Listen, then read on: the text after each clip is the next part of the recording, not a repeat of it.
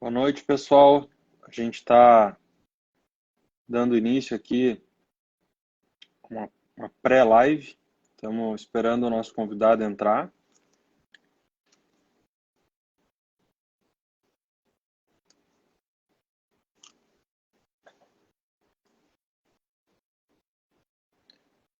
Estamos com uns probleminhas técnicos na conexão aqui, mas em seguida a gente já começa.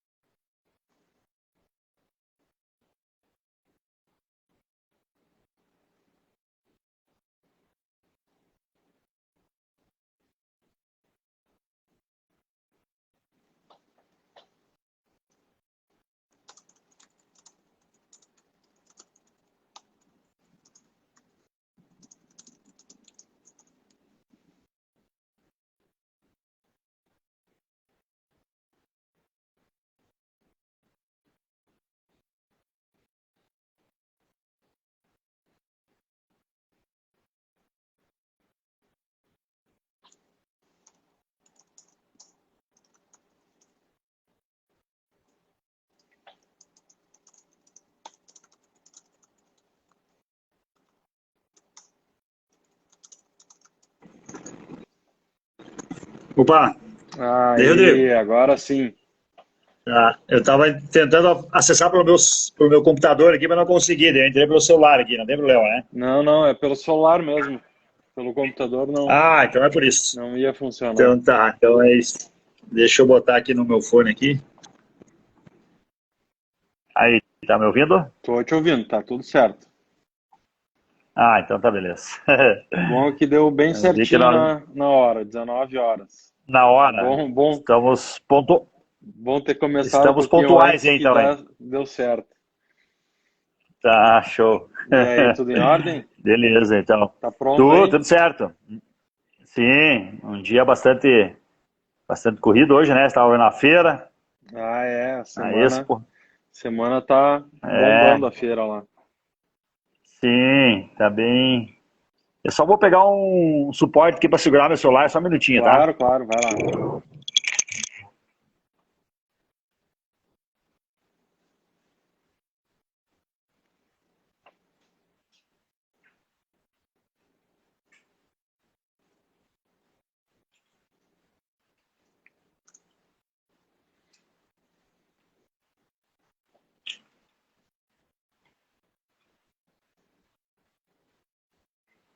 Agora vai ficar.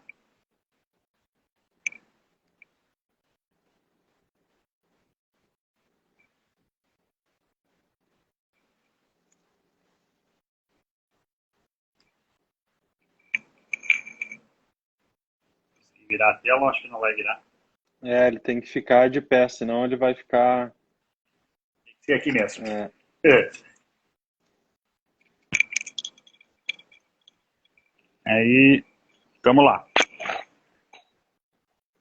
beleza, então. Vamos dar um início aqui, então. Ah, Vamos lá, vamos lá.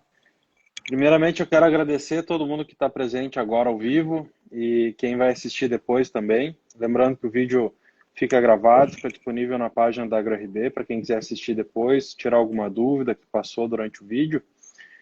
E agradecer também a presença do Clayton. Vou em seguida te apresentar aí, Clayton, para quem não conhece ainda.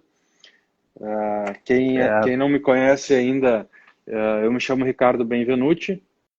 Eu sou agrônomo formado há 12 anos, já trabalhando no segmento do agro há 18 anos. Nem parece, mas já faz tudo isso. e sou proprietário da AgroRB. E a AgroRB tem uma proposta um pouco diferente das revendas tradicionais do setor agrícola, onde a gente busca trazer inovações, trazer tecnologias diferenciadas. Trazemos a questão da nutrição de uma forma um pouco mais complexa, entendendo um pouco mais sobre as necessidades das plantas. A gente também trabalha com a linha de defensivos biológicos e com tecnologias de drones. Hoje, especificamente, a gente vai falar um pouco sobre o mercado, vamos falar um pouco sobre a situação da estiagem que a gente está vivendo. E a gente convidou o Clayton Santos para falar um pouco aqui com a gente sobre essas questões de mercado. O Clayton, ele é um analista de mercado, também é consultor em gestão comercial, né, Clayton? Para produtores também. Isso.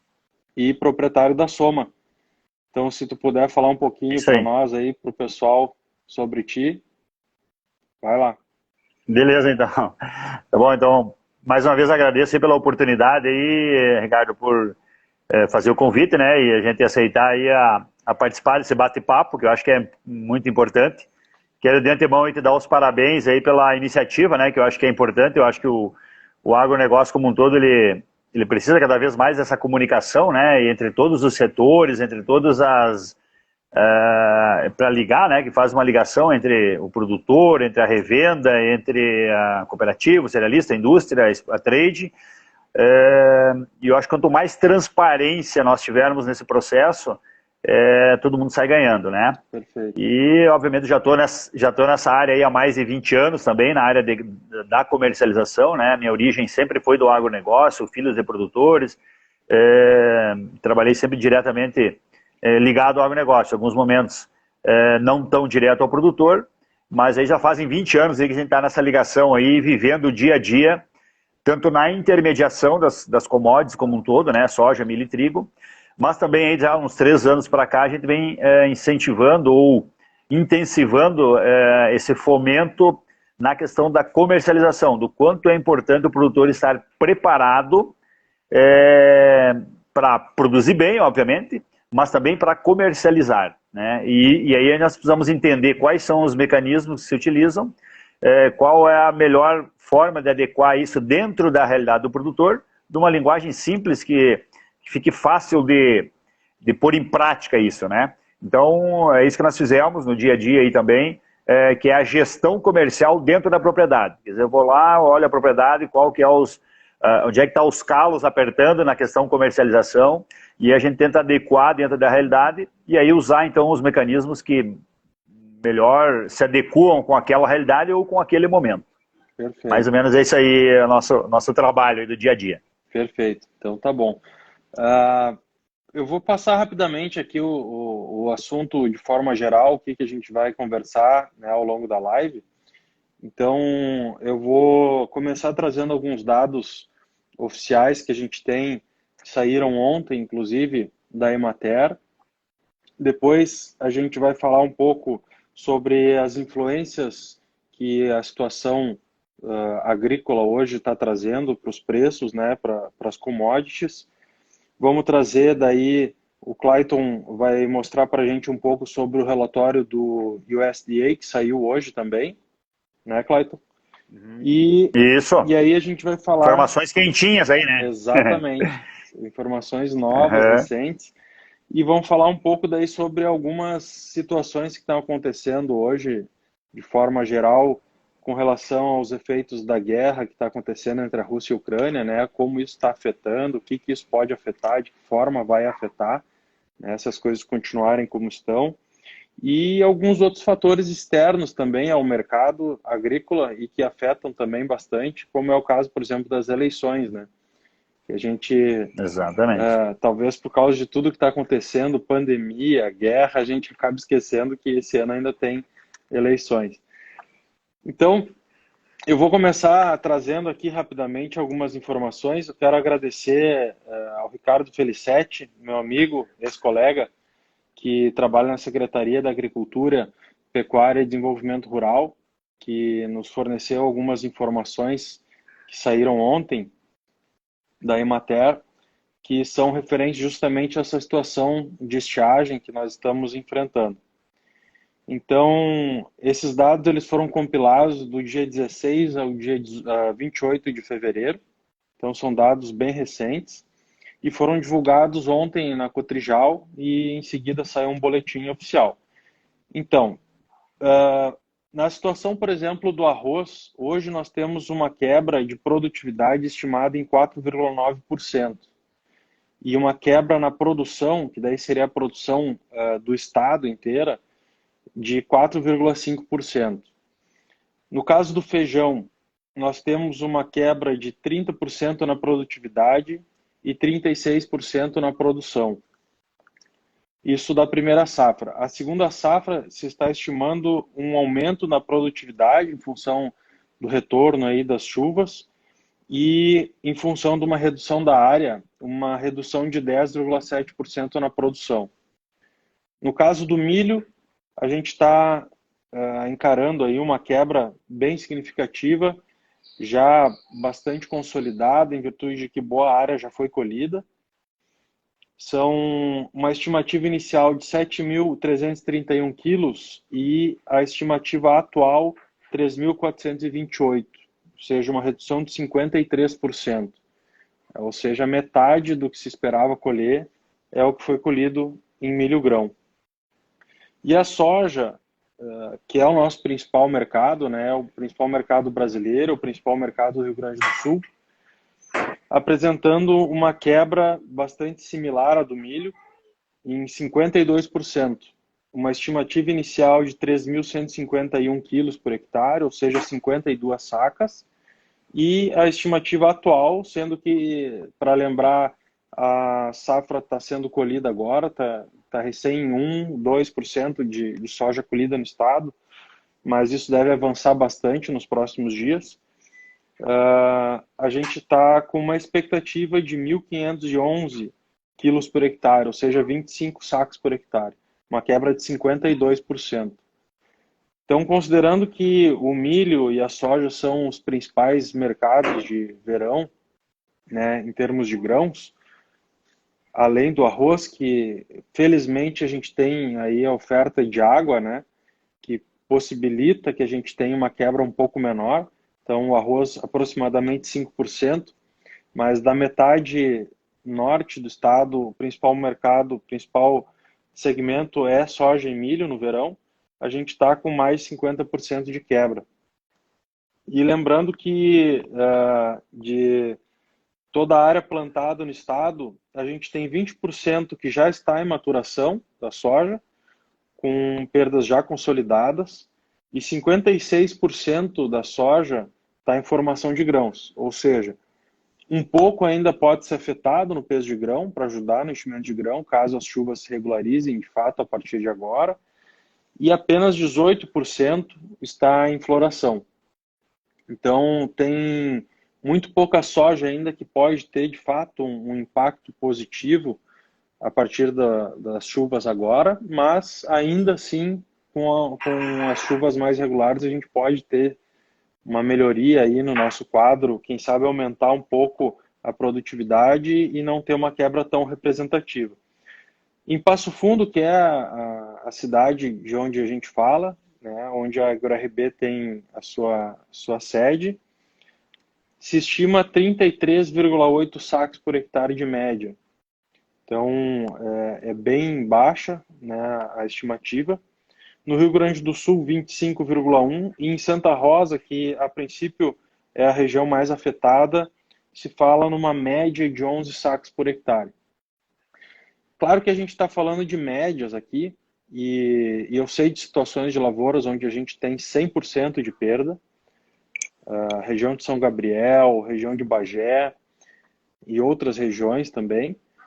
Então, é uma média, né? E as cultivares mais tardias, assim como a gente apresentou recentemente na nossa página ali com alguns vídeos, a soja mais tardia ela tem condições de produzir um pouco melhor, caso as chuvas estejam mais regulares, e as sojas mais precoces, que inclusive estão sendo colhidas agora e vão ser colhidas nos próximos dias, com perdas mais significativas, mais representativas. Então, Eu já queria aproveitar, Clayton, e de antemão já te fazer uma pergunta do que essa situação impacta ou de que forma pode impactar no preço da soja, nos preços das commodities aí que a gente está vendo. Então, Ricardo, os preços, na verdade, de qualquer produto, né? Mas vamos falar basicamente nas commodities, que é isso que nos interessa agora para fazer essa análise. Ele se resume basicamente entre oferta e demanda, correto?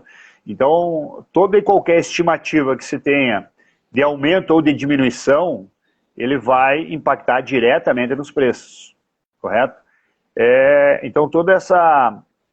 por mais de que é uma região, digamos, no universo, né, no planeta, é uma região localizada, a região sul, basicamente, aqui do Brasil e da Argentina, ou a região sul da América do Sul, que foi mais afetada por essa seca, não é nem estiagem, né, dá para dizer que é uma seca muito severa, né? Então, realmente, se tem um peso na balança, né, das commodities, de oferta, muito grande. Porque nós temos que considerar sempre que a demanda por alimentos ela é crescente, né? A população ela é crescente, então automaticamente a demanda ela vai ser sempre crescente. A questão da produção ela tem um impacto direto porque ela oscila, né, de ano para ano, de região para região, porque ela está linkada diretamente ao clima. Então esse é um fator que pesa muito e realmente refletiu muito isso.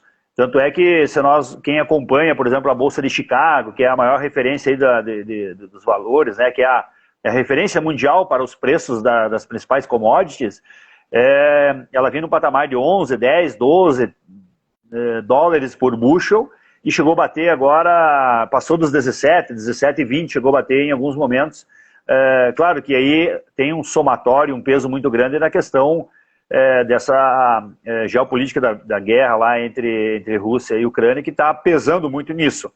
Mas o que eu quero dizer é assim, que toda essa notícia, né, que ela, no momento ela é um boato, digamos assim, em relação a algum fato que vai vir a acontecer lá na frente, e que pode se confirmar isso no fato ou não.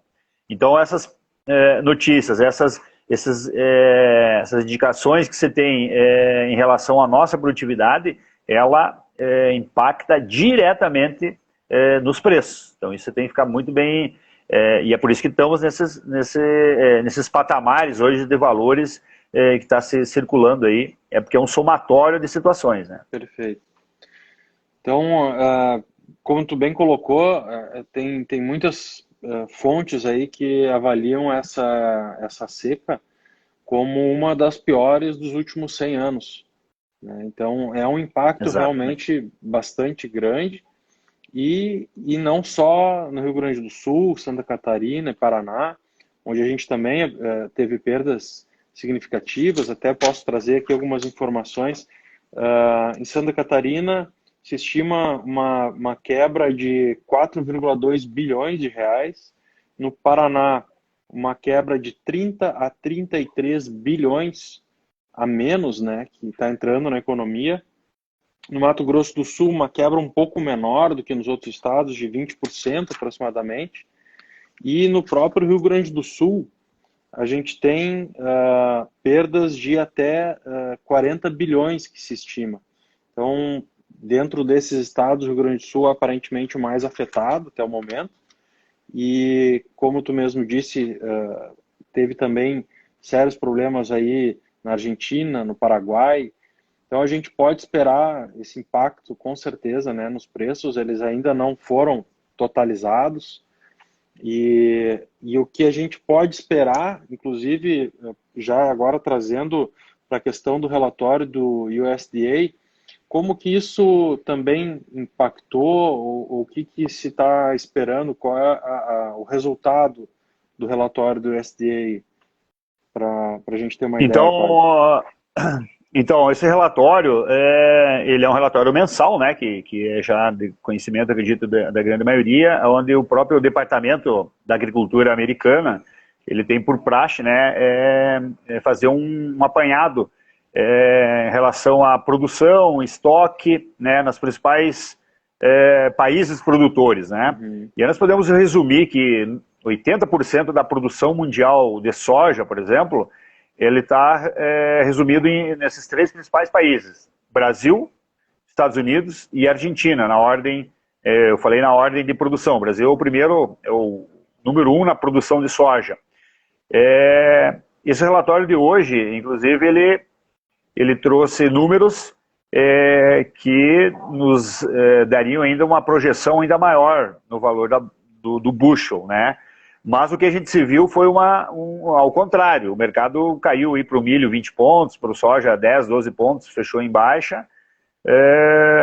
Mas aí não foi pelo motivo do relatório, mas sim porque o petróleo mundial recuou, e como está linkado diretamente ao petróleo, acaba influenciando. Então, e até é importante a gente deixar claro isso aqui, porque numa formação do preço, né, do reais pela uma saca de uma commodities aqui no Brasil, ela não está só linkada a um fator. E aí por isso que é difícil tu fazer qualquer previsionamento para daqui uma semana, ou daqui 6 meses, quiçá daqui um ano. Em virtude que são muitas variáveis que estão por trás dentro desse processo, né? E uma delas obviamente, a questão do estoque, a questão da produtividade, mas também está a questão da moeda, né, do dólar, da economia mundial, da demanda. Então, estão vários fatores que estão contribuindo para isso. Mas se nós olharmos pelos números do relatório em relação à situação real hoje, o mercado deveria até subir, ou a tendência seria ainda de mais alta, né, em virtude de que as condições, né, as projeções de produção estão muito abaixo daquilo que estava se desenhando lá no início, ou antes até mesmo do plantio aqui da safra da América do Sul. Para nós termos uma ideia, a produção estimada inicial era de 144 milhões de toneladas de soja aqui para o Brasil. E hoje o relatório nos mostrou 127 milhões, né? Então tu veja que é um recuo bastante considerável. Sim. Por outro lado, e aí é importante também salientar que não adianta nós olharmos só o quanto reduziu a produção, nós temos que ver como é que está o equilíbrio do estoque, né? Esse estoque de passagem que chama. E aí se nós olharmos assim, a safra do ano passado, o estoque de passagem era 91 milhões de toneladas. Esse ano, com todos os cortes, né, de produtividade, nesse relatório apontou hoje 89,8, 90 milhões de toneladas. Então se veja que às vezes tem algumas pegadinhas aí no meio desse processo todo, e aí a gente não sabe, esses números que o USDA estão nos trazendo, realmente eles são os reais ou estão tentando segurar um pouquinho algumas informações para que o mercado não dispare ainda mais e gere muito mais inflação ou gere um descontrole? Então veja que é importante analisar os números, mas também não podemos pensar que esses números eles vão ser a salvação ou o caos da situação toda que nós estamos vivendo, né? Ele é importante para nós mensurarmos, analisarmos e, em cima disso, tomarmos algumas decisões, né? E aí, baseado nessa situação, é que nós, como analistas, como gestores ali na ponta, a gente começa a analisar esses números e daqui a pouco começa a montar estratégias, né, para aproveitar as oportunidades. Então, muitas vezes, em vez de nós falarmos em qual que é a tendência, é altista, é baixista, eu prefiro trocar essa palavra de tendência por oportunidade. E com base na oportunidade, nós vermos qual que é o risco da oportunidade. Quer dizer, eu tenho uma oportunidade de fazer uma venda, né? A soja, hoje, lotes, aqui na região de Passo Fundo, né? Deve ter pessoas assistindo do Brasil todo aí, ou de várias regiões do Brasil. Mas da região aqui de Passo Fundo, saiu lotes de soja a R$ 215 uma saca. Veja bem que é um preço ninguém imaginaria que isso ia chegar. Disparado. Maior, exatamente. Daí alguns vão perguntar, aquele que não vendeu ainda, né? O que tem ainda grão por vender. Mas, eu acertei. Teve muito mais sorte do que... por que eu digo sorte? Porque ninguém imaginaria, quer dizer, por mais que tenha sempre os rumores de uma guerra aqui ou acolá, mas ninguém imaginaria que exatamente nesse período ia surgir essa guerra. Ninguém imaginaria há 2 anos atrás que nós teríamos uma pandemia que ia devastar o mundo, né? Então, quer dizer, foi situações ou tempestades, né, digamos assim, perfeitas na questão para preço e que colaborou para tudo isso. Agora, dizer que isso aqui vai ser permanente ou que vai nos levar lá para um período longo, aí, assim, ó, tá totalmente aberto. E aí, por isso que é importante eu dizer assim, que nós temos que olhar para a oportunidade, porque uma coisa é eu segurar o grão e não precisar vender. É tipo eu ganhar meu salário no final do mês e não precisar gastar, entendeu? Beleza, vai ficar lá, vou botar na poupança e não está me fazendo falta. Só que a gente sabe que o produtor, ou quem está na ponta, que comercializa, ou que recebe o grão, ou que movimenta o grão, ele tem que girar esse grão, né? Porque ou ele tem uma conta para pagar, em algum momento ele tem que trocar esse grão por dinheiro, né? E às vezes tu fica postergando essa decisão e nesse meio tempo esse caos que está implementado nesse momento pode ser corrigido e mudado. A guerra pode ter um fim, as sanções podem diminuir, enfim, a pandemia também, o clima favorecer, um país grande produtor, tipo os Estados Unidos, pode querer aumentar a área de plantio da soja, enfim. Você veja que são várias situações ou variáveis que vai direcionar esse mercado. Então, o que eu digo assim, o produtor ele precisa estar muito, mas muito preparado, ele precisa conhecer que existem essas situações de risco, e aí onde que ele tem risco, ele tem que tentar proteger. E aí a questão de como proteger que é o detalhe, e isso aí nós não podemos balizar ele como copiar, como todo mundo vai fazer igual. Tu tem que, cada propriedade, cada região, cada situação, ela tem as suas particularidades. E aí tem que trabalhar individualmente em cada uma delas para tentar aproveitar esses momentos, tentar fazer a troca, né, desse grão por dinheiro o mais possível para te ter, então, uma garantia da rentabilidade e aí, consequentemente, tu tá financeiramente saudável ali para frente, né? Perfeito. A estratégia que muitos adotam é a de fazer média, né? Aproveitar, por exemplo, Perfeito. Esse momento que está um preço extraordinário, vende uma parte, se subir, vende mais uma parte e vai tentando fazer uma média, né? Para simplificar, assim, às vezes, porque normalmente tu pega assim, eu vou tentar fazer um preço agora, ou não, eu vou esperar, porque todo o cenário ele é para alta, para alta, para alta. Perfeito, eu acredito ainda que nesse curto, enquanto tiver esses imbróglios lá da guerra, enquanto não tiver, porque nós não temos a nossa safra aqui da região sul ainda garantida, né? Então, quer dizer, tem muita coisa para acontecer. Mas é aquela história assim, ó, se tu vai ir para uma caçada e tu avistou o alvo, tu prepara a mira, entendeu? Não quer dizer que já tem que sair atirando, mas tu se prepara para o processo. Aqui nós estamos chegando num ponto que nós temos que deixar armado as nossas armadilhas, entendeu? Para que se a hora que o mercado movimentar ao contrário do que ele está andando, nós vamos lá e realizamos, nós não podemos ficar pensando, transferindo às vezes o problema para um governo, para uma outra situação, porque nós estamos tendo a oportunidade de fazer, e a decisão é sempre do produtor, enfim, de quem tem o produto para comercializar, para tomar. Mas às vezes ele fica obcecado por tanta informação, por às vezes desencontrados, e aí nós temos que ter um cuidado, porque tem muito fake news também nesse processo, tem muita gente que ganha, né, muitos investidores que eles ganham com o mercado inverso. E aí nós temos que ter esse cuidado, porque eles estão ganhando no papel, não estão ganhando lá no custo da produção, né? Então, ele é delicado, assim, a questão de dizer, vou vender ou não vou vender. Para qualquer uma decisão que tu tomar hoje, tu está sobre um risco. Agora, qual que é o maior risco? É eu não vender e o mercado cair? Ou é eu vender e o mercado continuar subindo? Né? E aí como é que eu saio desses riscos? Você veja que são várias situações e que se nós trazer isso lá para um extrato cultural, por exemplo, da cultura da soja, né? Tu tem uma programação de uma aplicação X, mas tu depende de uma umidade, de uma temperatura, daqui a pouco tu faz uma aplicação, não teve o resultado esperado por alguma interferência que aconteceu, enfim, o produto não foi... tu vai ter que ir lá e corrigir isso, né? Ou vai entrar com uma outra aplicação, ou vai botar um outro produto. A comercialização, ela exige, e está exigindo cada vez mais, esse mesmo comprometimento, assim, do comerciante, do produtor, enfim, para ele tem que estar muito preparado para isso, conhecer onde é que estão esses riscos e tentar proteger. Uma das formas, Ricardo, é isso aí, é fazer uma média. Quer dizer, eu colho 1.000 sacas de soja, eu colho 10.000, eu colho 100.000 sacas, não importa o tamanho. O que eu quero dizer é que, será que eu vendo tudo?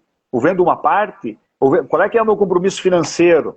Né? Mas eu vendi e continua subindo. Eu digo assim aqui, tomara que toda venda tu venda errado, que tu venda hoje, amanhã sobe mais um pouquinho. Por quê? Porque o produtor, tu tá sempre plantando, por mais que tu terminou aquele volume daquela safra, mas o ano que vem tu tá aí de novo, tu já tem que comprar teu insumo, tu vai ter que comprar, então tomara que continue subindo. Mas a gente sabe que as commodities, né, principalmente a soja, o milho, o trigo, o preço não é o produtor que forma, o produtor é um tomador de preço, quem forma o preço é o mercado internacional, com base no preço do óleo, né, que é o derivado que sai do soja, e do farelo. Então 20% de um quilo de soja, por exemplo, é óleo, e 80% é farelo. Então, quem que consome farelo? São as grandes indústrias, né, de frango, de suíno, do gado, que fazem a composição de ração e vai se transformar em carne. Do óleo, tanto vai para o biodiesel, quanto para o consumo humano. Então, quanto mais você elevar esses preços, melhor pode ser pago pela soja. Só que a gente sabe que em algum momento essa conta vai chegar para o consumidor, né? Quando a gente se coloca lá como subconsumidor, eu vou para o mercado. E aí nós vamos no Brasil como um todo, ver um mundo inteiro. Se o poder aquisitivo dele não for o suficientemente para bancar esses valores, vai chegar um ponto que vai represar isso e vai voltar. Então, é que a gente chama assim, do equilíbrio do processo, o equilíbrio da balança. O processo tem que estar bom para todo mundo. Né? Tem que estar bom para o produtor vender bem, tem que estar bom porque daí as revendas, as empresas vão vender, porque o produtor ele é um investidor nato, né? Ele bota tecnologia, ele está sempre buscando, mas por outro lado o consumidor, né, que é o que ganha, o que movimenta mesmo na prática, ele tem que ter dinheiro suficiente para poder bancar tudo isso. Então o grande risco que nós estamos vivendo agora, daqui para frente, que a gente não sabe se vai ser uma semana, um mês, 6 meses, um ano, há quanto tempo essa ponta, que é a maior ponta consumidora, vai conseguir bancar isso, entendeu? Então, esse que a gente fala assim, o quanto é importante a economia estar equilibrada, né? Então, desculpa eu me estender um pouquinho na explanação, mas é só para mostrar o quanto é importante o produtor estar ciente né, das variáveis que você tem dentro de uma formação de preço. Perfeito. Não, muito bem colocado. E assim como o preço maior ele tem esse impacto na cadeia toda, ela, por outro lado, também traz o benefício numa situação que nós estamos passando agora de estiagem, de seca, em que o produtor consiga, mesmo tendo uma colheita afetada, ter um retorno em capital, um retorno financeiro melhor, né? Isso também é muito importante. Tu sabe que eu estava hoje eu estava participando lá na feira, participei até de uns debates lá com algumas autoridades lá e falando sobre várias situações do mercado. E a gente conversando com vários produtores, até vários clientes, e, o ano passado eu colhi 80 sacos por hectare, agora eu vou colher 40, mas olha só, imagina quanto que se eu colhesse os 40 e tivesse os 80 e tivesse vendendo a 200, né? O quanto isso me daria de retorno e tal e tal. E talvez, se você fosse colher aos 80, o mercado não tivesse no preço que está hoje também, entendeu? Então, assim, que bom que está nos 200, que o prejuízo, né, a perda financeira não é tanta, né? Ela consegue equilibrar um pouco. Porque quando a gente olha dentro de uma propriedade, né, eu costumo dividir assim, em 3 pilares, né? Que uma é o custo da produção, o outro é a produção, o quanto eu vou produzir efetivamente, e a outra é o preço que eu vou vender essa produção. O custo é o único desses pilares que o produtor ele tem ação direta, né? Porque ele pode usar a tecnologia, o equipamento, a máquina, ele toma a decisão, vou botar isso, vou botar aquilo, ele tem o controle, digamos assim, na mão. A produção, nós estamos vivendo esse ano agora, entendeu?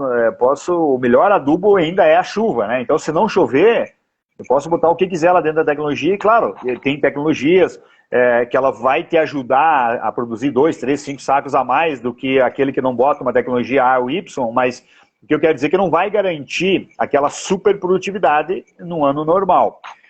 Então o produtor não tem controle exato, nem mesmo aquele que tem a irrigação, porque muitos tiveram irrigação e ainda assim mesmo faltou água, ou pode vir uma chuva de pedra, alguma coisa que ainda pode comprometer. Então o produtor não tem a garantia 100% de quanto ele vai colher.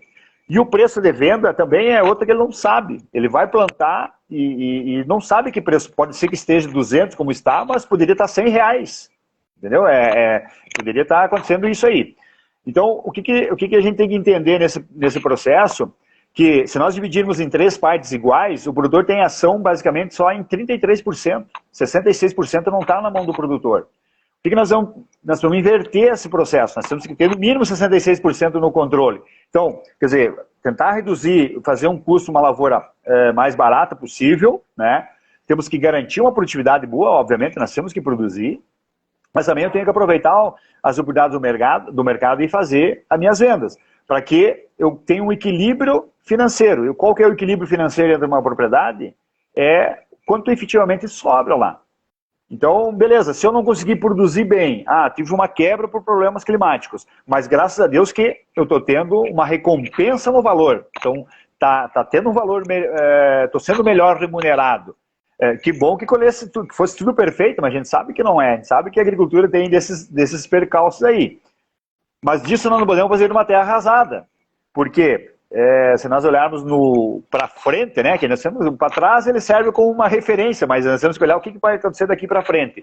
Eu acredito, e pelo que a gente tem conversado, e o mundo inteiro vê, o Brasil é o celeiro mundial de produção de alimentos. Então, quem está no agro, quem está o produtor, as revendas, as empresas que estão linkadas ao agro, eu digo assim, é o lugar que tem que continuar investindo e que o ano que vem venha uma safra normal e nós já conseguimos compensar um pouco mais essas perdas e bola para frente, entendeu? É assim que tem que andar e é assim que a gente vê, né? É isso aí, o Brasil hoje é o maior exportador mundial do agro, né? Somando todas as categorias, é o maior.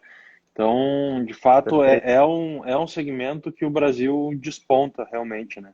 Só para trazer algumas informações aqui da assessoria Cogo, a gente tem uma expectativa de aumento nos custos de fertilizantes para a próxima safra em 150% e para defensivos aproximadamente 44%. Isso considerando em sacas, né? Sem considerar valor em reais. Porque se a gente for para reais, aí de fato a gente tem uma diferença maior, né? Então, isso representa, falando em estimativas, uma redução de uma margem líquida de R$7.000 por hectare para R$3.800 por hectare. Então, isso é um dado importante e que a gente precisa que o produtor tenha essa consciência para conseguir realmente definir uma estratégia, né, Clayton, para buscar mitigar essa redução da margem líquida, seja numa forma de melhorar os custos de produção, seja numa forma de negociar, garantir talvez preços mais interessantes. Tu sabe que é perfeito, eu acho que hoje, como eu venho defendendo essa tecla, e acho que mais empresas estão vendo isso, o quanto é importante o produtor conhecer os números da propriedade dele. Tá? Eu digo isso porque como a gente dá as consultorias para as propriedades, e daí a gente vai na íntegra lá, conhece os bastidores, digamos assim, dentro de um custo de uma propriedade, o quanto, digamos assim, o produtor está despreparado para entender e fazer esses números. Foi, digamos, fomentado uma complexidade dentro desse processo, e eu procuro descomplicar isso, deixar uma coisa mais suave e fácil de entender, né? Mas assim, é importantíssimo, é fundamental, eu diria assim que ele é tão importante quanto o plantio, é o produtor conhecer qual que é o custo, qual é que é o preço que ele tem que vender, qual que é o preço mínimo, assim, para mim. Mas não é aquele preço do defensivo, da semente, do fertilizante, do diesel. Cada propriedade ela tem um custo para manter, né? Tem os custos diretos, obviamente, né? Dos insumos e tudo mais, mas tem os investimentos, tem o lazer, tem o Prolabore, tem uma série de penduricalhos que está em volta, e que é a soja, ou é o milho, é o trigo, é o leite, enfim, aquilo que se produz na propriedade é que vai pagar essa conta. Como que eu vou organizar isso? Então, acho que é isso que é o grande desafio para daqui para diante, em virtude de todos esses custos serem elevados, de o produtor mas identificar exatamente qual é que é o preço mínimo que ele tem que vender. E aí, se ele conseguir identificar isso, que ele saber, não, eu tenho que vender minha soja a R$150. R$150, o que eu faço? Eu pago todos os meus compromissos, eu consigo a minha viagem que eu vou fazer para o exterior, ou para a praia, ou com a família, ou o meu carro que eu quero trocar, ou a faculdade do filho, ou o apartamento que eu estou comprando, ou a casa que eu estou reformando. Tudo isso eu consegui mensurar e eu chegar a dizer, não, eu tenho que vender minha soja a R$150. Ponto. Agora, qual é a produtividade que eu tenho que ter? Então, eu também tenho que mensurar uma produtividade real, né? Não subestimar para menos e nem também superestimar para não fugir muito da realidade. Então, faço uma produtividade média. Então, vou colher 50 sacos por hectare e eu vendendo a 150, né? O meu preço de venda é 150, eu fico no 0 a 0. Beleza. Chegou ao mercado, pagou a 200, por que eu não vou vender um pouco? Quer dizer, a minha conta pode ser que ela seja daqui 6 meses para vencer, né? Mas daqui 6 meses eu não sei quanto é que vai estar a soja. Pode ser que seja 300, pode ser que seja 100, né? Tem um monte de variáveis aí que ninguém vai conseguir. Então eu posso ir travando isso e fazendo, mas eu só vou conseguir chegar nisso a hora que eu conseguir ter esse cálculo do meu custo. Quanto efetivamente eu estou gastando e que preço eu vou ter que vender, para que daí eu esteja preparado para a oportunidade. Aí a oportunidade chega e eu sei tomar uma decisão com mais tranquilidade, né? Perfeito. É isso aí, é ter uma consciência dos custos de produção, né? E dos custos gerais, né? Diretos e indiretos, e trazer uma estimativa de produção e a quanto tem que se vender.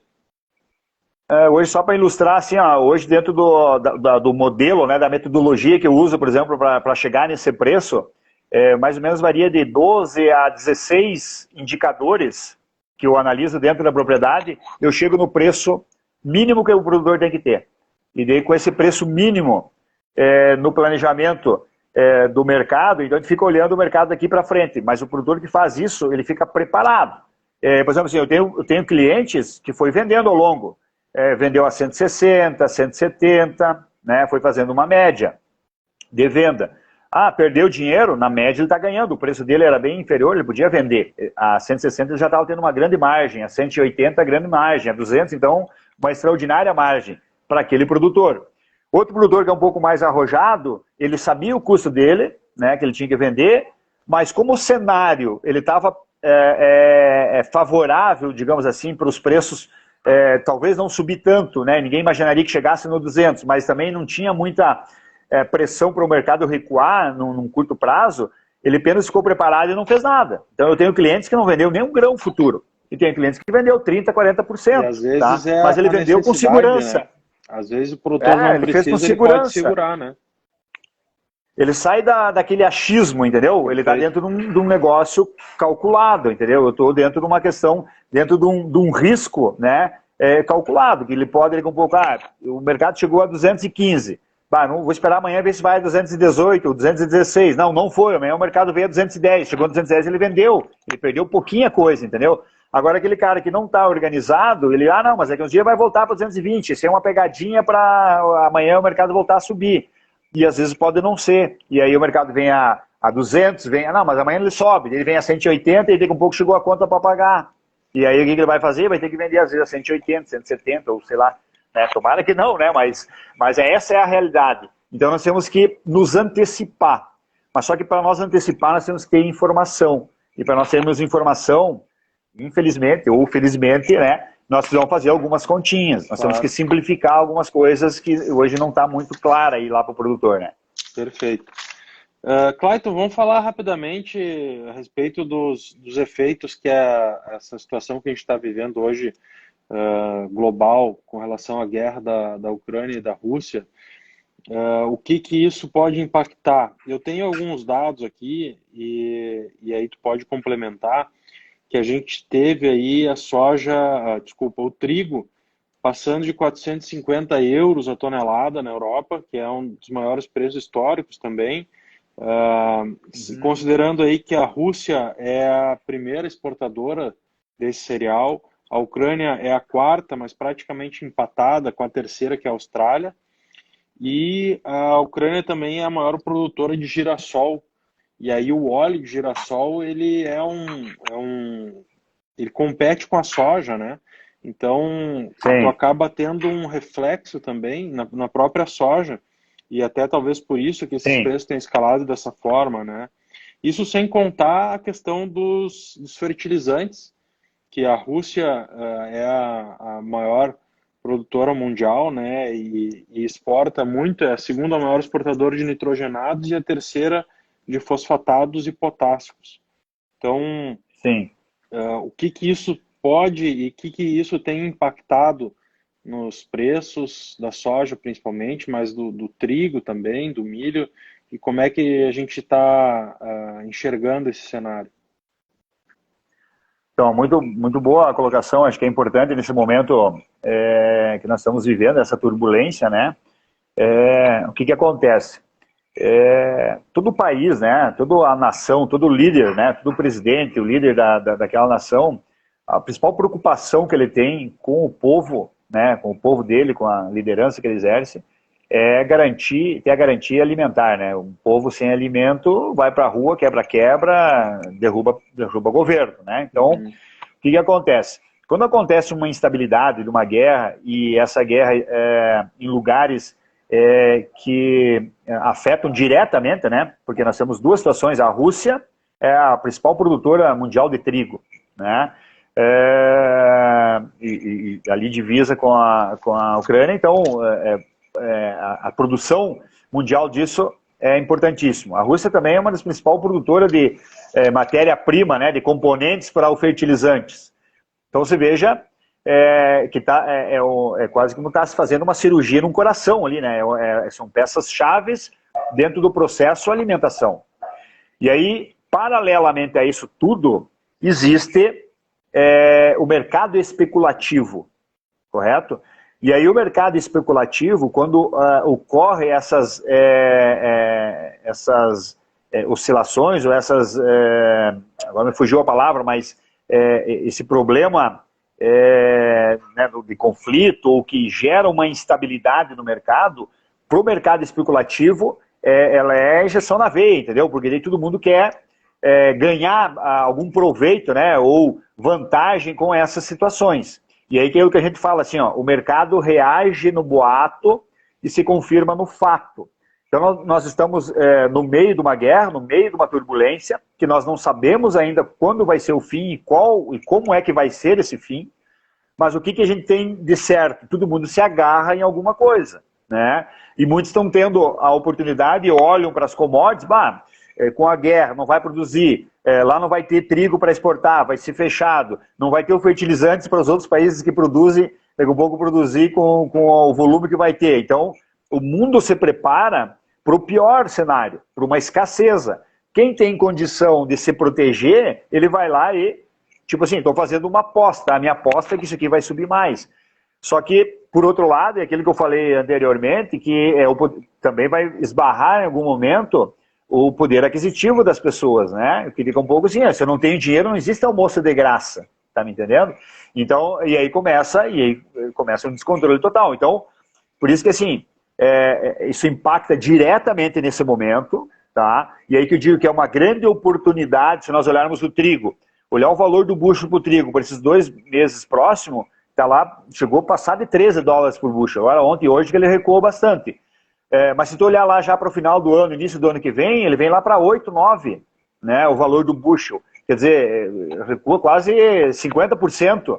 Então, você veja que a situação é agora, no momento. Se criou um cenário, digamos assim, perfeito para o mercado chegar onde chegou. Agora, se ele vai se sustentar ou vai se manter, aí vai ser o grande desafio, né? Como eu, produtor, aqui na ponta, estou aqui em Passo Fundo, estou lá no interior do interior do interior. Como é que eu vou sair dessa situação? Aí a gente volta para aquela historinha. Qual que é o meu preço mínimo de venda? A minha média de venda até hoje, do soja, milho, trigo. Tanto, mas eu não tenho mais nada, eu já vendi, ou eu não vou colher o suficiente para cumprir aquilo que eu já tenho, né? Mas e por onde que vem? Já tem contrato? Já tem... Sabe, que aí são momentos de a gente já começar a pensar no médio e longo prazo, porque o produtor, por pior cenário que se tenha, de preço, de clima, de qualquer... Ele não vai deixar de plantar. Ele pode não plantar com a tecnologia que ele gostaria, mas ele vai plantar. Eu posso trazer aqui uma notícia assim, ó, a China não vai mais comprar mais nada de commodities. Por que eu vou plantar? O soja não vai valer nada ano que vem, né? Alguém vai deixar de plantar? Não, todo mundo vai plantar. Porque, né, eu estou dando uma notícia, mas você não sabe se vai se confirmar ou não, se é uma fake ou o que acontece, né? Então, o que quer dizer que essa turbulência dessa guerra, ela desequilibrou, ela criou um cenário perfeito para o especulador. Mas o produtor não é especulador, ele é um especulador nato por produzir, plantar, dependendo de vários outros fatores que não dependem só dele. Mas ele não pode andar nessa onda de especular, entendeu? Eu não vou vender minha produção porque o mercado ainda vai. A gente sabe que tudo tem um limite. Então, a guerra, ela, de certa forma, ela nos favoreceu para o Brasil no sentido de que nós temos e nós somos um grande produtor, né? O principal produtor de alimentos do mundo. Então, o mundo vai deixar de buscar na Ucrânia e vai vir buscar no Brasil. Agora, à medida que terminar o dinheiro lá, que vai chegar um ponto que vai terminar a guerra, ou que as sanções forem tão grandes que, vão ter que parar essa guerra.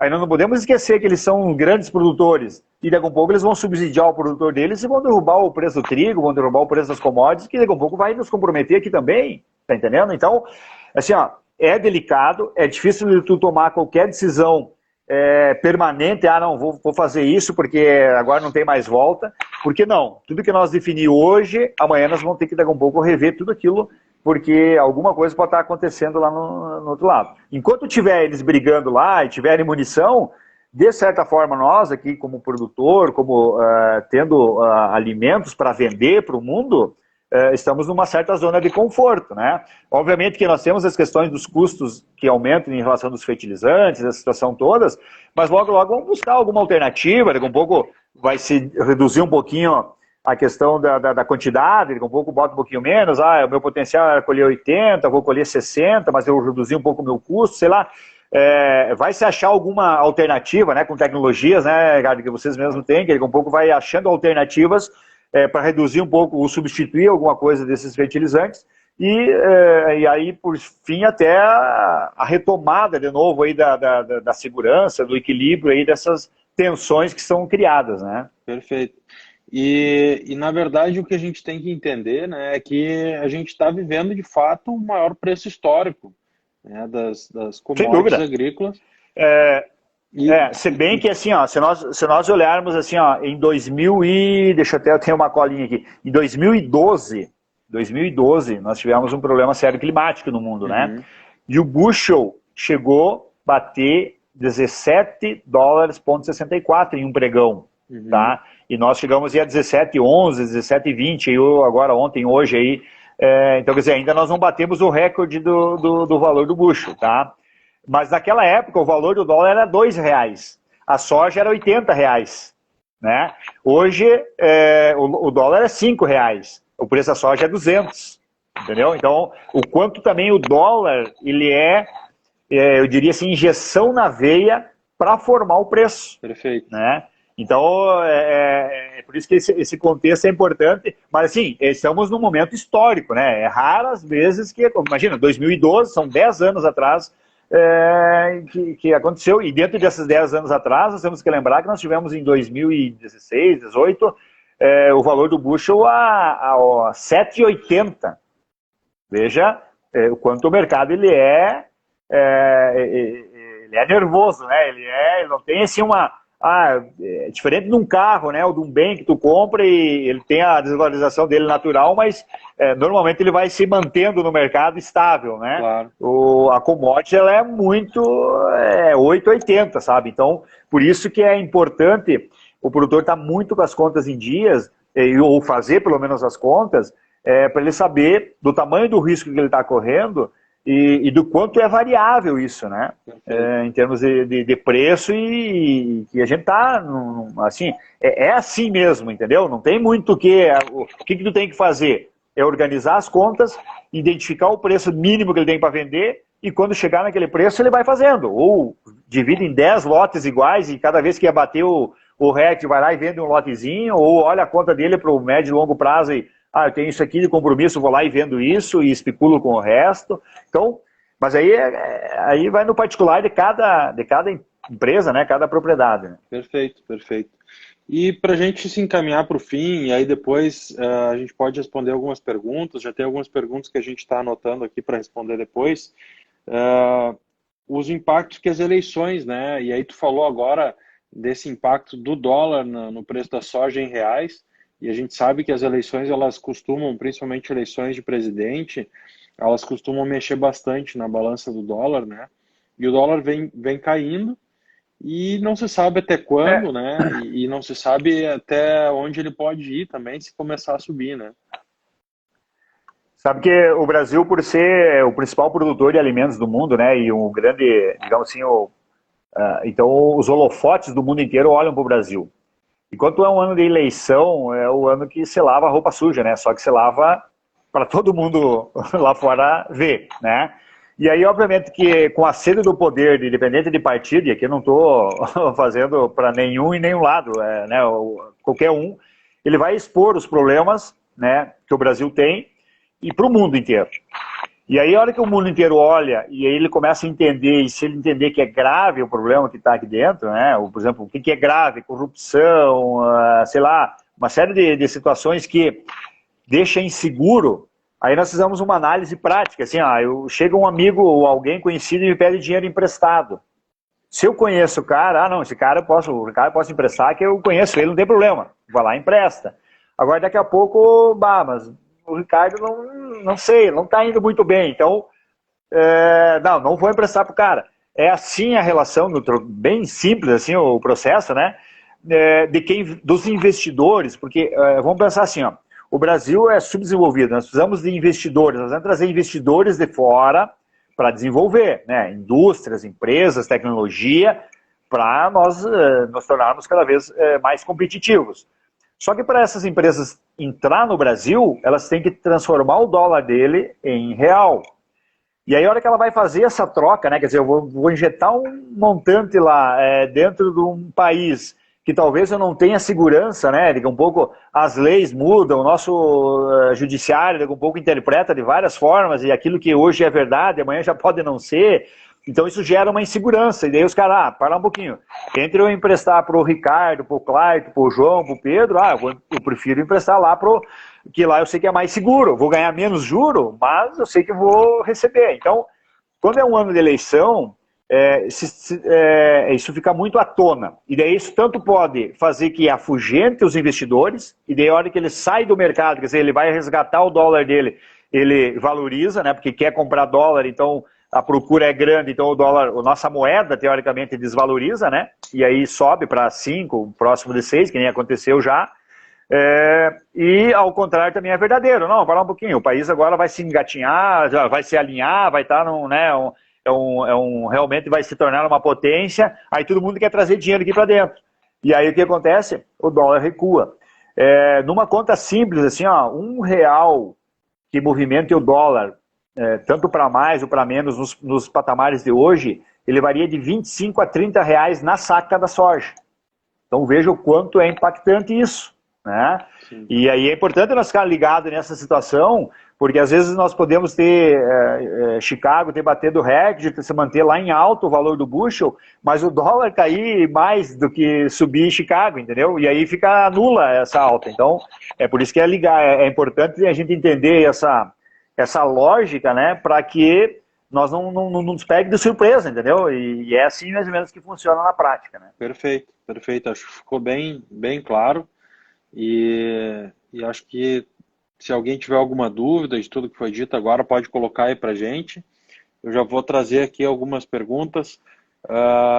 Qual a perspectiva do agricultor para o ano que vem com a alta de insumos somada à frustração da colheita?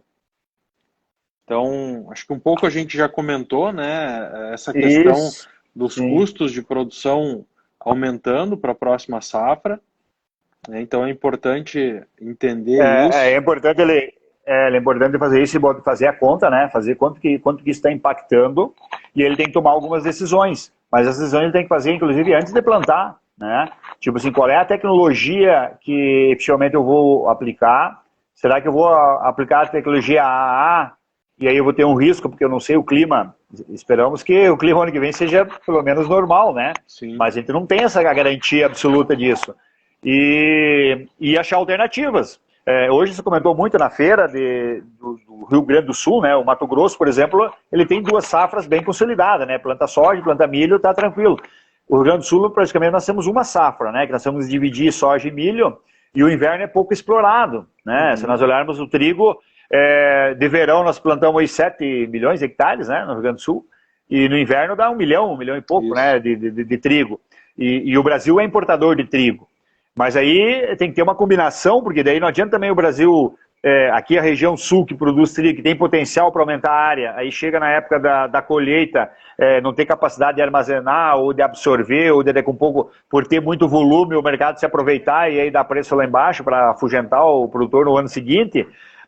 Mas se tiver um equilíbrio disso, umas garantias, segurança nesse sentido, é perfeitamente possível. Esse ano, tanto que quem plantou trigo é onde está a melhor soja, né? Porque a soja do Tarde que está pegando um pouco mais de chuva e está tendo uma condição melhor. Então, se definiu isso, além da discute safra, muito né? isso lá. A safra de inverno foi uma das melhores que a gente teve nos últimos anos. Exatamente, né? Nós tivemos um ano perfeito no inverno, né? Então, por que não ampliar isso, né? Mas temos que ampliar de uma forma segura, porque não podemos passar a responsabilidade somente para o produtor. Claro. Porque o produtor, ele tá lá para produzir, é o negócio dele. Ele é plantar, colher e ganhar. Agora, daqui a pouco nós estamos transferindo toda uma situação para o produtor, incentivar ele a plantar, ele vai lá, planta, e aí não tem garantia nenhuma depois na hora de colher e de entregar o produto. Então, sabe, esse é o detalhe que tem que ter. Então, como é um ano delicado, né, porque nós estamos num cenário de custo elevado, alentador, porque o preço ele acompanhou, digamos assim, da commodity, mas como aquilo que eu falei, o preço ele não é garantia de que ele vai estar o ano que vem onde está. E nós podemos estar num processo inverso, de nós termos um custo alto de produção e talvez um preço inferior. E aí nós podemos estar amargando algum prejuízo, nós podemos estar colhendo uma safra cheia, mas não for o suficiente para honrar com aquele custo que nós tivemos. Então, é um momento sim de fazer conta, de fazer análise, dependendo da situação, tem que rever. Aí tem que ter aí não é eu vou fazer porque o Clayton, o Ricardo estão dizendo fazer isso. Não, aí tem que analisar internamente, junto com o departamento técnico, junto com a assessoria, né, e aí fazer uma análise e ver para qual caminho andar. E tem coisas que não tem muito o que fazer, né? Tu vai ter que ir andando conforme a correnteza, não adianta nadar muito contra, porque né, não cabe isso a nós. Nós temos que estar analisando esse processo aí, né?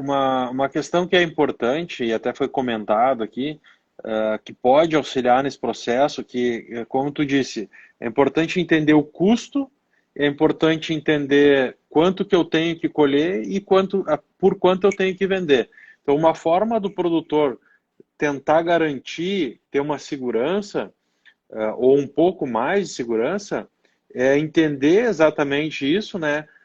Qual que é o meu custo? Então, já começar a levantar custos de fertilizantes, custos de defensivos, e entender o quanto que ele vai gastar, o quanto ele pretende investir, para começar a gerar já esse custo, né? Ter essa ideia e daqui a pouco até pensar em aproveitar algumas campanhas que iniciam no cedo e garantir algumas compras e garantir lá na frente um preço de venda. Então começa a ter esse equilíbrio, né? Porque assim, exatamente, porque assim, o produtor tem que entender que ele é uma empresa de céu aberto e tudo mais.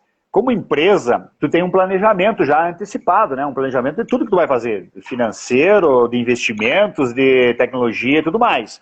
Eu vou fazer isso lá 3, 4 meses antes de plantio? Não, eu digo assim, o planejamento para 2023 ele tinha que ter feito em janeiro já de 2022, certo? Então, quanto antecipar, não é que eu tenho que... o planejamento, já o próprio nome diz, eu estou planejando uma situação. Entre planejar e executar, ele tem uma lacuna aí, certo?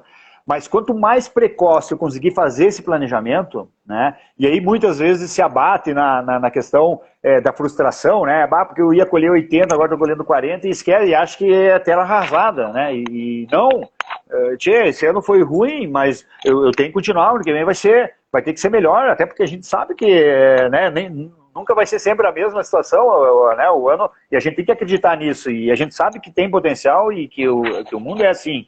Então, quanto mais precoce eu tiver esse planejamento da propriedade, de que cultivar eu vou usar, que tecnologia que eu vou usar, e quanto vai custar isso, a que preço eu vou ter que vender efetivamente, melhor é para ele tomar a decisão. E aí que eu digo assim, é melhor ele vai tomar, identificar as oportunidades. Né? Pô, daqui a pouco tem uma oportunidade do quê?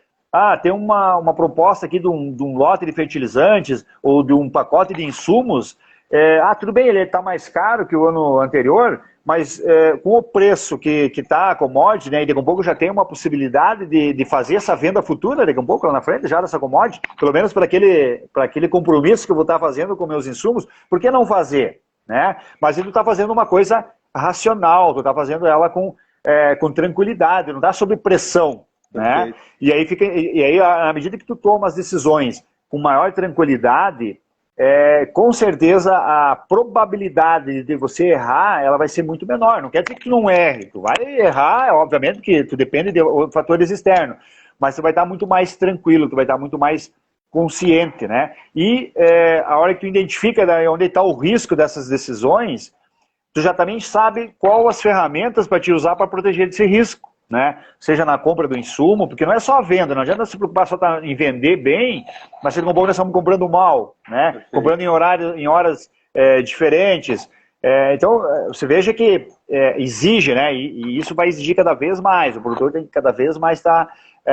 né? O produtor, que eu falo, que é a ponta que sente a maior pancada lá no processo, né? Mas todos que estão ao seu redor, né? Todo o círculo que está na volta, ele tem...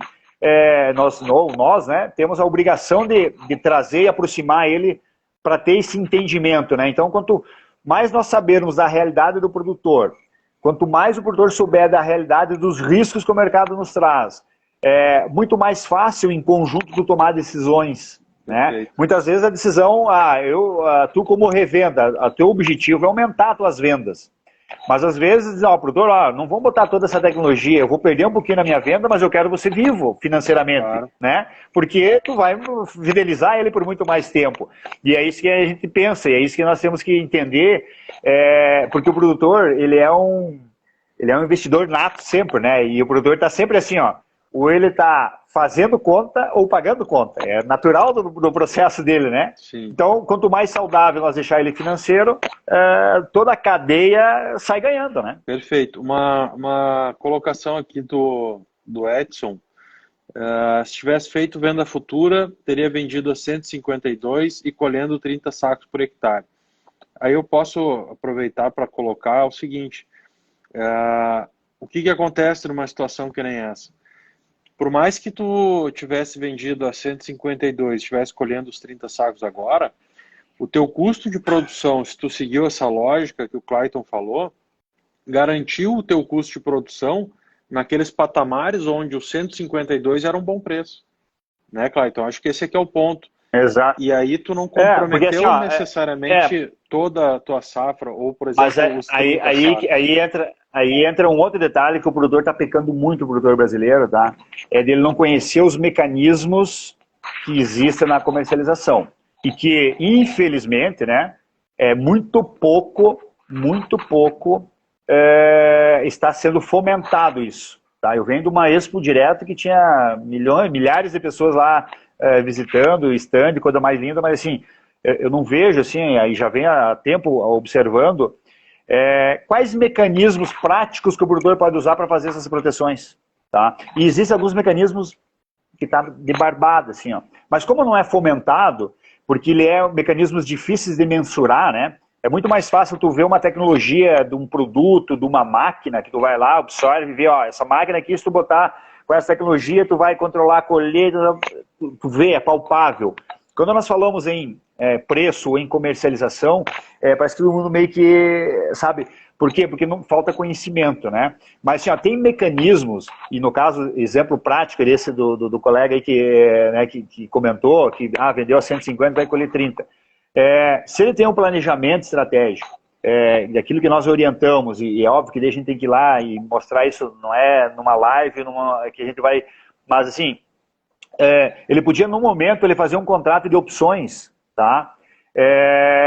E que porque para o mercado subir o grão físico em reais, né, dos 150 para 200, eu te garanto que quando ele vendeu lá 150 reais a saca, o valor do bushel estava 11, 12, não, né, mais ou menos isso aqui. Hoje o valor está 17. Se ele naquele momento ele tivesse, porque daí o risco dele onde é que estava? O risco dele não está mais, quando tu vende a tua produção, o teu risco não é mais o mercado cair, é o mercado continuar subindo e tu não ter mais a produção. Então, como ele fez a venda, ele podia fazer um contrato de opção, a gente chama lá de call, e aí o que acontece? Ele participa da alta do mercado, mas no papel, ele não está mais participando no grão. E aí se o mercado subir, eu tenho exemplos aqui de clientes que estão ganhando 40, 50, 100 reais numa saca, quando ele fez essa operação. Vendeu lá 150, 160, ficou protegido na bolsa e está ganhando aí 4, 5 dólares, hoje estaria quase 8 dólares por saca, né? Então 5 vezes 8, 40 reais estaria ganhando numa operação que a gente fez dessa forma. Ah, mas como é? Funciona, mas aí claro, tem que ver se cabe lá para aquele produtor, você tem que reunir um grupo de produtores para fazer isso, aí tem que ter um entendimento um pouco mais aprofundado no processo, só estou dando uma palhinha aqui, mas tem saídas, é isso que eu quero dizer para o produtor. Para toda a decisão tomada, né, tu vai ter um risco. E tu sabendo que tem esse risco, tu vai buscar uma alternativa. E aí tu vai ver qual que é a alternativa. Se é usar uma bolsa, se não é, se é usar um próprio lote de uma venda futura depois, ou de uma safra seguinte. Aí a gente tem que medir lá um a um, digamos assim, para poder achar essas alternativas todas, né? Mas Claro. tem como sair, tem como fazer essas operações, né? O que é importante é entender justamente esse processo em que o produtor tem que buscar minimizar os riscos, né? Minimizar o máximo possível os riscos. Minimizar o risco e tentar protegê-los ao máximo. O que é, por exemplo, um exemplo prático é a produtividade, né? O que o produtor vai tentar buscar e o que ele está buscando hoje? É a irrigação, né? Hoje a palavra do momento, se eu tivesse irrigação, tivesse irrigação. Então, o que ele está buscando para minimizar esse risco da produtividade? É botar um sistema de irrigação. Beleza, é uma alternativa, né? Sim. Agora, e o risco do preço? Aí nós temos que buscar alternativas e entrar. Aí nós vamos uma live adentro, aí vai muito tempo para a gente detalhar isso no detalhe. Mas aquele que tiver interesse, que quiser entender um pouco mais sobre isso, nos procure aí, daqui um pouco, um outro momento, a gente pode fazer uma live ou fazer um curso, né? Eu proporciono até cursos práticos, assim, de 10, 12 horas, para explicar todo esse processo e como que é que pode ser feito, e aí o produtor entender se é para ele ou não, né? Perfeito, perfeito. Então, Clayton, a nossa ideia era fazer aproximadamente 1 hora aí de live. Eu acho que Já passou, né? não tem como tirar todas as dúvidas ou né, explanar tudo, mas com certeza mostramos um pouco do que existe de possibilidade, mostramos um pouco da realidade do cenário atual, né? E agora eu quero colocar à disposição, quem estiver nos acompanhando, que quiser tirar mais algumas dúvidas, entre em contato comigo, entre em contato com o Clayton, entre em contato com a AgroRB, com a Soma, e a gente tem como ajudar a elucidar, trazer um pouco mais de clareza para esses aspectos, né? Porque realmente não tem como falar sobre tudo e tirar todas as dúvidas nesse tempo, né? Isso seria um absurdo, né? Inviável. Mas, com certeza, existem estratégias, existem algumas opções, algumas alternativas que podem sim ajudar o produtor a diminuir esses riscos. Claro que ninguém, e se alguém fizer isso, com certeza é algum tipo de picareta que disser assim, ó, faz isso que eu estou te dizendo, que tu vai estar seguro, que tu vai estar tranquilo. Não existe uma receita pronta ali, né? Que Não vai... tem como, né? Mas com certeza existem alternativas. Uma delas, por exemplo, hoje são os bioinsumos, é o uso de defensivos biológicos que vem reduzindo os custos de produção, mantendo qualidade, melhorando a lavoura para o futuro. Então existem diversas estratégias e tanto a AgroRB quanto a Soma podem auxiliar nesse processo, né? Então vamos nos colocar à disposição, Clayton, para ajudar a tirar essas dúvidas, a clarear um pouco mais. E aí, claro, com o tempo e com uma conversa presencial, a gente consegue tirar mais dúvidas e trazer mais alguma explanação sobre os assuntos. Tá certo? Sem dúvida, tô sempre à disposição. Para mim sempre é um prazer aí poder compartilhar. Porque a gente não é dono da verdade, a gente vive a realidade do momento, do mercado, da situação. A gente procura ser né, dar o melhor nosso no conhecimento e entender a lógica para traduzir de uma forma prática lá para o produtor ou para quem vive no agronegócio, porque às vezes tem muitas nomenclaturas ou nomes difíceis e que às vezes quer afugentar o produtor em vez de aproximar. Eu sou o contrário, eu quero que o produtor entenda, se aproxime cada vez mais, porque quanto mais conhecimento ele tiver, mais tranquilidade ele vai ter para tomar as decisões e vai vir de encontro. E quanto mais dinheiro o produtor tiver, mais oportunidade nós que dependemos do produtor vamos ter. Né? Então isso é ponto. E eu defendo isso e quero que né, se perpetue isso. É a né? forma do negócio ser sustentável, né, Clayton? Então não tem como Exatamente. ser diferente.